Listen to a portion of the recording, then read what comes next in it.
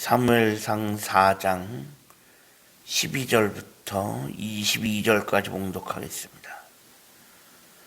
당일에 어떤 베냐민 사람이 진영에서 달려나와 자기 옷을 찢고 자기의 머리에 티끌을 덮어쓰고 실로에 이르니라.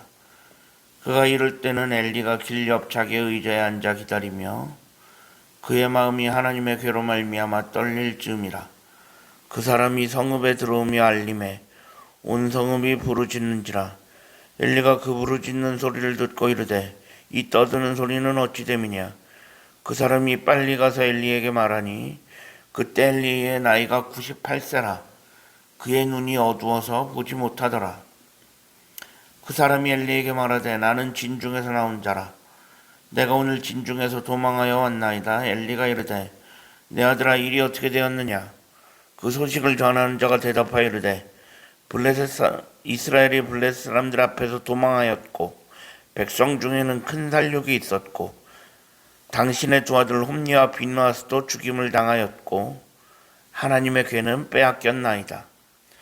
하나님의 괴를 말할 때 엘리가 자기 의자에서 뒤로 넘어져 문 곁에서 목이 부러져 죽었으니 나이가 많고 비대한 까닭이라. 그가 이스라엘의 사사가 된 지 40년이었더라. 그의 며느리인 비누에스의 아내가 임신하여 해산 때가 가까웠더니 하나님의 괴를 빼앗긴 것과 그의 시아버지와 남편이 죽은 소식을 듣고 갑자기 아파서 몸을 굽으려 해산하고 죽어갈 때 곁에 서 있던 여인들이 그에게 이르되 두려워하지 말라. 내가 아들을 낳았다 하되 그가 대답하지도 아니하며 관념하지도 아니하고 이르기를 영광이 이스라엘에게서 떠났다 하고 이름을 이가봇이라 하였으니 하나님의 괴가 빼앗겼고 그의 시아버지와 남편이 죽었기 때문이며 또 이르기를 하나님의 괴를 빼앗겼으므로 영광이 이스라엘에서 떠났다 하였더라. 아멘. 오늘도 새로운 하루를 허락하신 하나님께 감사합니다. 오늘은 주의 날 월요일입니다. 사무엘상 4장으로 넘어오면 이스라엘과 블레셋의 전쟁 상황이 기록이 되어 있습니다. 첫 번째 전쟁에서는 패했고 그 이후에 이스라엘은 실로에 있는 언약궤와 제사장을 모시고 와서 두 번째 전쟁에 임하게 됩니다. 언약궤가 오면서 이스라엘 백성들의 사기는 하늘을 찌를 정도로 높아지게 됩니다. 이 정도가 되면 두 번째 전쟁은 따놓은 당상이나 다름이 없습니다. 질래야 질 수 없는 이미 기울어진 운동장이 되어버린 것입니다. 당시 이스라엘 백성들에게는 언약궤가 있으면 전쟁에서 무조건 이긴다. 언약궤는 하나님의 임재의 상징으로 여겨졌기 때문에 언약궤만 있으면 무조건 이긴다라고 생각했습니다. 그런데 그런 두 번째 전쟁도 예상 밖으로 참담하게 패하게 됩니다. 이스라엘 군대 3만 명이 숨졌고 제사장인 엘리의 두 아들 홈니와 비누아스도 그 전쟁에서 숨졌습니다. 그리고 가장 결정적인 언약궤마저 블레셋에 빼앗기고 말았습니다. 져서는 안 되는, 질 수 없는 전쟁에서 패한 이스라엘 진영은 완전히 전의를 상실해버립니다. 그러면 언약궤가 있는데 이스라엘은 왜 졌을까? 물론 법궤는 하나님의 임재의 상징이지만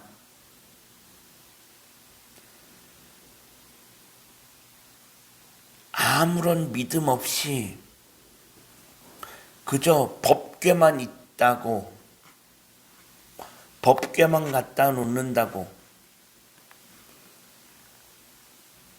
이긴다라는 것은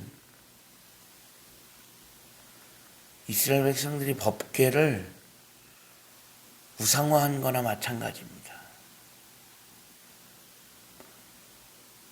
법궤를 갖다 놓는다는 것은, 법궤를 앞세운다는 것은 그 전쟁에서 하나님을 앞세운다는 의미입니다. 즉 이스라엘 사람들이, 이스라엘 군사들이 그 마음 중심에 하나님을 모시고 있는 것이 아니라 그런 마음은 전혀 없고 그저 형식적으로 법궤만 갖다 놓는다고 해서 해결될 일은 아니었다라는 것입니다.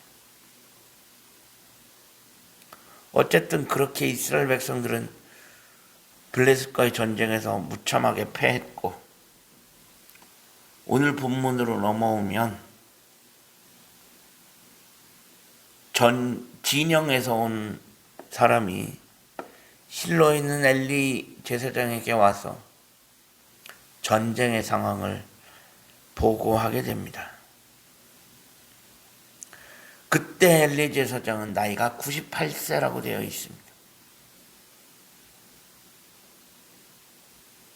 엘리 제사장은 나이가 많았고 나이가 98세였고 눈이 어두워져 보지 못한 상황이다라고 본문에는 기록하고 있습니다.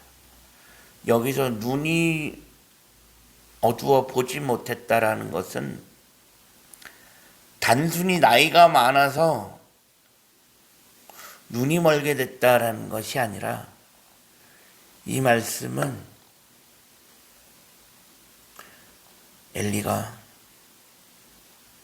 나이가 들어가면서 영적인 판단력이 흐려진 상태임을 보여주고 있는 것입니다.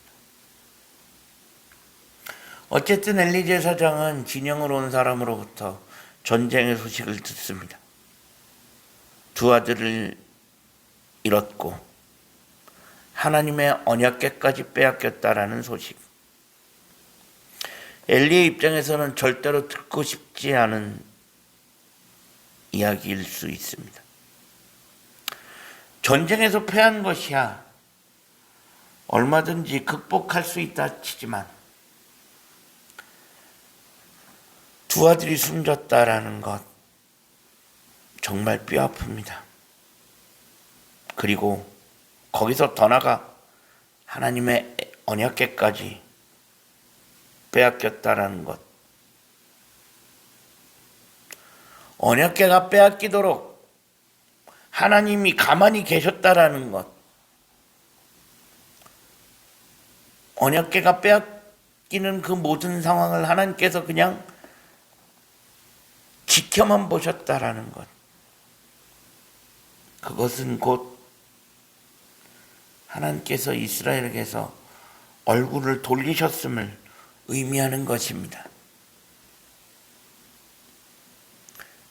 이 모든 소식을 들은 엘리는 의자에서 뒤로 넘어져서 목이 부러져 죽게 되어집니다.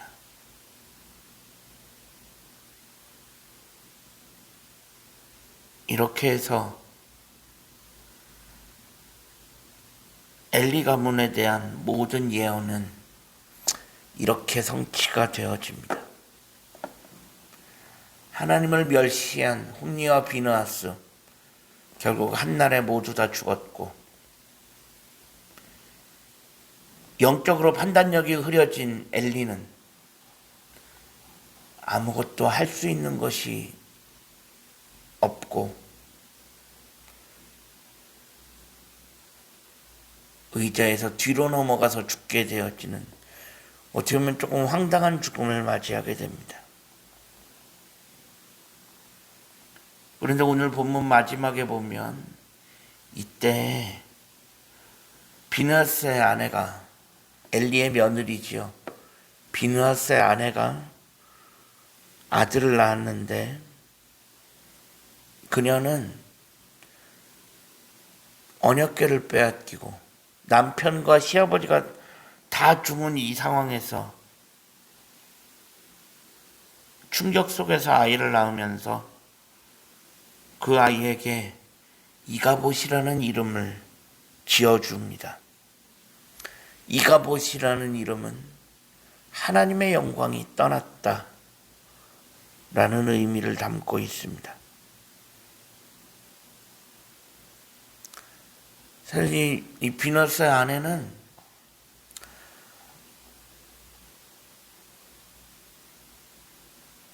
충격 속에서 아이를 낳았을 것입니다. 그러면서 하나님의 영광이 떠났다라는 것을 직감하게 됩니다. 하나님의 영광이 떠났다라는 것은 끝을 의미합니다.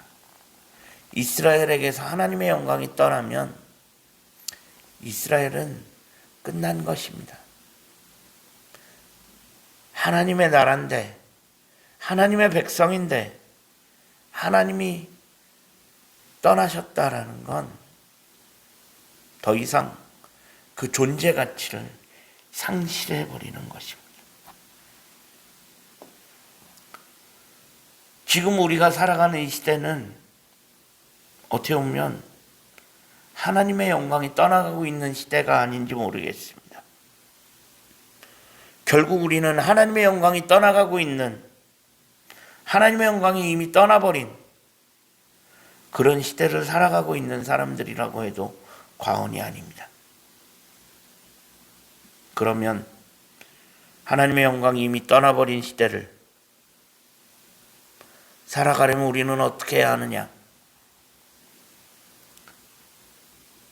그럼에도 우리는 하나님의 영광이 떠나버린 시대를 살아가기 위해서 더 큰 믿음과 지혜와 용기가 필요합니다. 그래서 떠나버린 하나님의 영광을 다시 돌이킬 수 있어야 할 것입니다. 남은 자들로 인하여, 남아있는 우리들로 인하여 떠나버린 하나님의 영광을 돌이킬 수 있는 그런 삶을 살아갈 수 있기를 주님의 이름으로 간절히 축원합니다. 기도하겠습니다. 하나님 감사합니다. 지난밤에도 편안한 쉼을 주시고 오늘도 새로운 하루를 허락하신 하나님께 감사합니다. 하나님의 영광이 떠나버린 시대를 살아가는 우리에게 더 큰 믿음과 지혜를 허락하시고 남아있는 우리들로 인하여 떠나버린 하나님의 영광이 돌아오는 놀라운 역사가 일어나게 하여 주옵소서. 우리 구 주 예수 그리스도의 이름으로 간절히 기도합니다. 아멘.